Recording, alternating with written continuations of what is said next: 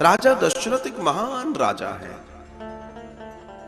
3 पत्नियां कौशल्या, सुमित्रा और कैकेयी, और इनसे 4 पुत्र हुए, राम, भरत, लक्ष्मण और शत्रुघ्न। दशरथ जी बड़े प्रेम और भाव के साथ एक बार अपने गुरुजी के आश्रम में मिलने के लिए गए, और गुरु आश्रम वो जैसे ही पहुंचे, सबसे पहले उनकी भेंट माता अरुंधति से हुई, गुरु माता से हुई। और जब गुरु माता से भेंट हुई तो भेंट को स्वीकार किया, मां ने आशीर्वाद दिया और बैठने के लिए बोला। राजा दशरथ वहां बैठे, और जो ही राजा दशरथ बैठे, अरुंधति की गोद में उनका पोता था। वो जोर जोर से रोने लगा। श्री राजा दशरथ ने पूछा, मां ये क्यों रो रहे हैं? तो मां ने चुटकी लेती हुए कहा कि बेटा ये इसलिए रो रहे हैं क्योंकि इनके दादा के पास तो तुम्हारी पुरोहिती है, लेकिन इनके पास शायद भविष्य में ना हो, क्योंकि तुम्हारे यहां तो ऐसा कोई, अब तो तुम्हारा चौथापन है और लगता है कि अब तुम्हारे यहां तो कोई होगा नहीं। तो ये विचार कर रहे हैं कि हम क्या करें। और इस विचार को सोचते हुए, इस विचार को करते हुए दशरथ जी वशिष्ठ जी के निकट पहुंच गए, और श्री वशिष्ठ जी के निकट पहुंचकर उन्होंने उनसे प्रश्न कर दिया, मैं बहुत दुखी हूं, हे गुरुवर, मैं आपसे कुछ जानना चाहता हूं। बोला, क्या? दशरथ जी ने पैरों में अपने आप को दंडवत करते हुए कहा, प्रभु आप तो सब जानते हैं, अब मेरा चौथापन आ चुका है, और अब मैं वानप्रस्थ और सन्यास जैसी स्थिति में हूं। तो आप कृपा कर मुझे बताएं कि मेरे यहां पुत्र प्रकट कैसे होंगे। तब भगवान के आनंदमयी लीला स्वरूप श्री वशिष्ठ जी कहते हैं कि तुम उसकी चिंता ना करो, उसके लिए मैं विशेष अनुष्ठान करूंगा, तुम्हारे लिए मैं पुत्र कामेष्टि यज्ञ करूंगा, अग्नि को प्रकट होना होगा तुम्हारे लिए प्रसाद लेकर। पावक अग्नि, और अग्नि देवता प्रकट हुए, तीनों देवियों के लिए प्रसाद चुरू लेकर तीनों में बराबर बराबर बांट दिया गया। और आने वाले समय में भगवान राम, भगवान लक्ष्मण, भगवान भरत और भगवान शत्रुघ्न, मैं इसलिए ये बात कहता हूं क्योंकि भगवान ने जब इस सुंदर दृश्य को चरितार्थ किया है, हमें पीछे जाना होगा जब मनु और शत्रुपा के रूप में कौशल्या जी ने और श्री मनु महाराज ने, अर्थात दशरथ जी ने तपश्चर्या की थी मनु और शत्रुपा के रूप में। जब तपश्चर्या पूर्ण हो गई, तब भगवान जब प्रकट हुए तो उन्होंने कहा, तुम क्या चाहते हो? बोला, आपको पुत्र रूप में चाहते हैं। कैसे चाहते हो? बोला, आपके पूर्ण रूप को चाहते हैं, पुत्र रूप में भी चाहते हैं और आपके पूर्ण रूप को चाहते हैं। बोला, मेरा पूर्ण रूप? बोला, हां, आपका पूर्ण रूप नारायण, शेष, विष्णु और ब्रह्मा, आप लीला ऐसे ही करते हो, तो आप इन चारों रूपों को हमारे यहां अवतरित करें, हमारे पुत्र बनकर आप प्रदर्शित हो जाएं, अवतरित हो जाएं। तो नारायण ने राम जी का, शेष ने लक्ष्मण जी का, विष्णु जी ने भरत जी का और ब्रह्मा ने शत्रुघ्न जी का स्वरूप धारण किया है, अवतरण लिया है। और इन चारों के आगमन की लीला आरंभ होती है।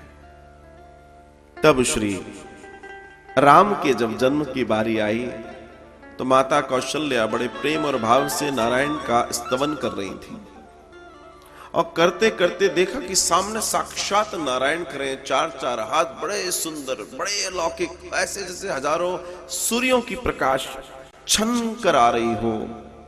और सामने देखा तो नारायण को देखकर प्रसन्न हो गई श्री कौशल्या जी, और उनसे प्रणाम किया, उनकी स्तुति करी। तो नारायण बड़े प्रसन्न हुए। नारायण ने कहा कि अब मैं तुम्हारा बेटा हूं, आपने मुझे पाने के लिए तपश्चर्या की थी जब आप शत्रुपा थी, तो अब मैं बेटे के रूप में आ गया हूं। तो माता कौशल्या ने कहा, आप तो बेटे के रूप में आ गए, बात बिल्कुल सही है, अब तो कृपा हो गई आपकी, मैं आपकी कृपा के लिए क्या कहूं। लेकिन हमारे यहां बेटे 4 हाथ वाले नहीं होते, क्योंकि पृथ्वी पर जब मनुष्य रूप में अवतार लेंगे तो निश्चित तौर पे आपको अपने रूप को भी मानव रूप लेना पड़ेगा। भगवान मुस्कुराए और उन्होंने दो अपने हस्त अंतर ध्यान कर दिए।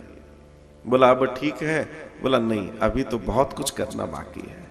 क्या करना बाकी है? बोला अभी आपको बालक रूप में आना है। मैं लोगों से क्या कहूंगी कि मुझे कितना सुंदर बालक हुआ, इतना। भगवान ने कहा ठीक है मां, तुम जैसे कहोगे, अभी तुम्हारा समय है, मैं तुम्हारे अनुरूप ढल जाऊंगा। भगवान शिशु हो गए। भगवान ने कहा ठीक है। मां ने कहा ना, अभी भी ठीक नहीं है, अभी आप ये वस्त्र पहने हैं, वस्त्र तो हो ही नहीं सकते हाल के हुए बच्चे के लिए, ये संभव ही नहीं है। भगवान ने कहा ठीक है, वस्त्र भी हट गए, अब बोलिए अब और कुछ? बोला हाँ। बोला क्या? बोला ये दांत। अगर किसी ने देख लिया कि ये बच्चे के दांत हैं तो ये अपशकुन माना जाता है महाराज। भगवान ने कहा ठीक है। भगवान ने कहा अब ठीक है? बोला अभी भी ठीक नहीं है। बोला क्यों? रो। जब जीव जगत में आता है तो वो रोता है। इसका दर्शन हमने कल किया था जब कपिल देव भगवान देवहूति को जो वर्णन सुना रहे थे कि जन्म कैसे होता है, जीव कितनी यातनाओं के बाद कैसे कैसे शरीर धारण करता है, पहले दिन से लेकर 9वें महीने तक 10वें महीने तक की हमने बात की थी। तब उस समय ये दर्शन आता है कि जब जीव 7वें महीने का होता है, अर्थात जब शिशु 7 महीने का हो जाता है गर्भ में, तब वो रोना शुरू करता है, क्योंकि उसको पीछे के कई जन्मों की याद आती है और वो रोता है।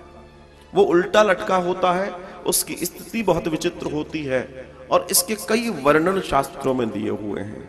तो वो रोता है और वो रोता ही रहता है 7वें महीने से, निरंतर रोता रहता है। और जब वो बाहर आता है तब भी वो वही कर रहा होता है जो अंदर कर रहा होता है, रोना।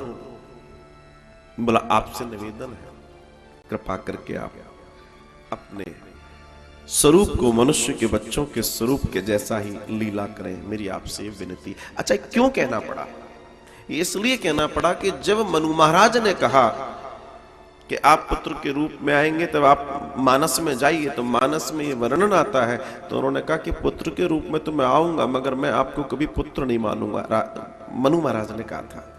दशरथ जी ने राम जी को कभी पुत्र नहीं माना, वो हमेशा भगवान माने।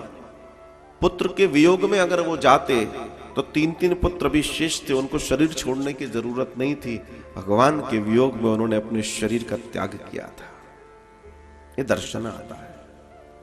पुत्र तो अभी 3 थे, कोई दिक्कत नहीं है, सभी थे। अभी 2 पुत्र तो वापस आने ही वाले थे, चलो 2 चले भी गए तो क्या हुआ, लेकिन दर्शन बहुत महान था।